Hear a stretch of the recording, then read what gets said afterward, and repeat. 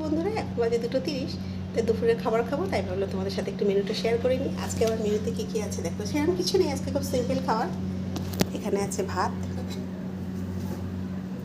এখানে আছে কালকে নিয়ারি মাছের ঝালটা বার করিয়েছি, গরমও করে নিয়েছি। এখানে করেছি স্যালাড, এটা বিট গাজর সব সেদ্ধ করেছি, শশা কুচিয়ে নিয়েছি, ধনেপাতা কুচি, লেবুও চিপে দেওয়া হয়ে গেছে, বিট নুন গোলমরিচ, এবার একটু মাখবো। আর এখানে যেটা আছে সেটা হচ্ছে এখানে ফুলকপি আলু দিয়ে কাতলা মাছের ঝোল।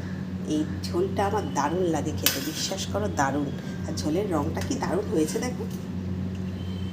আর এখানে আমি একটা গন্ধরাজ লেবু নিয়ে নিয়েছি। আর এখানে একটা আছে, আজকে চাটনি আর এখন করি না, যতদিন এই আচারটা থাকে। এই যে আবার কালকে 2টো শিশি নিয়ে আসা হয়েছে, মিক্স আচার, মিষ্টি আর কি।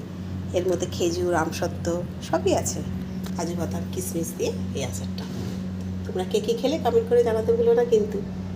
এই যে দেখলে তো আমার খিদে তো পেয়েই গেছে, থালাও নিয়ে আজকে বসে পড়েছি।